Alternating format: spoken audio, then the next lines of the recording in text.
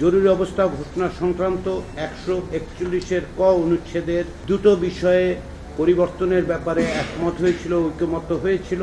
সেটি হচ্ছে এক, সংবিধানের 141-এর ক সংশোধন। দ্বিতীয়, জরুরি অবস্থা ঘোষণা যেন রাজনৈতিক হাতিয়ার হিসেবে অপব্যবহার না হয়। এরপরে আজকে যে আলোচনা হয়েছে সেখানে রাজনৈতিক দল এবং জোটগুলো যে বিষয়ে ঐকমত্যে উপনীত হয়েছেন সেটা হচ্ছে সংবিধানের বিদ্যমান অনুচ্ছেদ 141 ক এ যুক্ত করা হবে তিনটি বিষয়। এক, বিদ্যমান অনুচ্ছেদ 141 ক সংশোধনের সময় অভ্যন্তরীণ গোলযোগের শব্দগুলির পরিবর্তে রাষ্ট্রীয় স্বাধীনতা, সার্বভৌমত্ব, রাষ্ট্রীয় অখণ্ডতার প্রতি হুমকি বা মহামারী বা প্রাকৃতিক দুর্যোগ শব্দগুলো প্রতিস্থাপিত হবে। দুই, জরুরি অবস্থা ঘোষণার জন্য প্রধানমন্ত্রীর প্রতি স্বাক্ষরের পরিবর্তে মন্ত্রিসভার অনুমোদনের বিধান যুক্ত করে নিম্নোক্ত বিধান করা হওয়ার জন্য ঐকমত্য হয়েছে। সেটি হচ্ছে, জরুরি অবস্থা ঘোষণা সম্পর্কিত মন্ত্রিসভা বৈঠকে বিরোধী দলীয় নেতা অথবা তার অনুপস্থিতিতে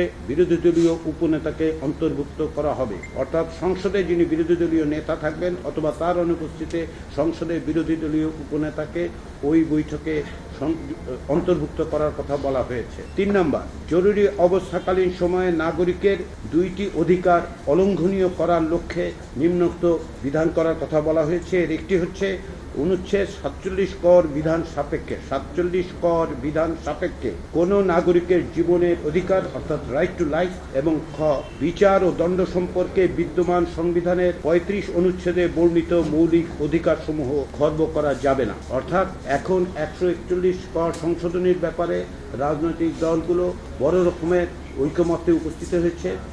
পরিবর্তন করা হবে, নাগরিকদের অন্তত পক্ষে দুটো অধিকার অলঙ্ঘনীয় করা হয়েছে। শুধুমাত্র প্রধানমন্ত্রীর পরিবর্তে মন্ত্রিসভার প্রতি স্বাক্ষরের ব্যবস্থা, অনুমোদনের ব্যবস্থা করা হয়েছে, যাতে সংসদে বিরোধী দলীয় নেতা বা তার অনুপস্থিতিতে উপনেতা উপস্থিত থাকবে। এগুলোকে আমরা বড় ধরনের অগ্রগতি বলে মনে করি কমিশনের পক্ষ থেকে। আজকে এর বাইরে যে বিষয় নিয়ে আলোচনা হয়েছে সেটা হচ্ছে তত্ত্বাবধায়ক সরকার। আমি যেটি আগেও বলেছি এবং আপনারা জানেন যে তত্ত্বাবধায়ক সরকার ব্যবস্থা প্রতিষ্ঠার ব্যাপারে সকল রাজনৈতিক দলগুলো একমত হয়েছেন যে তত্ত্বাবধায়ক সরকার পুনঃপ্রতিষ্ঠা করা দরকার। সেই আলোকেই আমরা বিভিন্ন রকম প্রস্তাব আলাপ আলোচনা করছি। পূর্ববর্তী বৈঠকে কমিশনের পক্ষ থেকে দুটো প্রস্তাব সর্বশেষ উপস্থাপন করা হয়েছিল। সে বিষয়ে আলোচনার পরিপ্রেক্ষিতে আজকে কমিশনের পক্ষ থেকে একটি সংশোধিত প্রস্তাব হাজির করা হয়েছে, সেটি নিয়ে আলোচনা হয়েছে।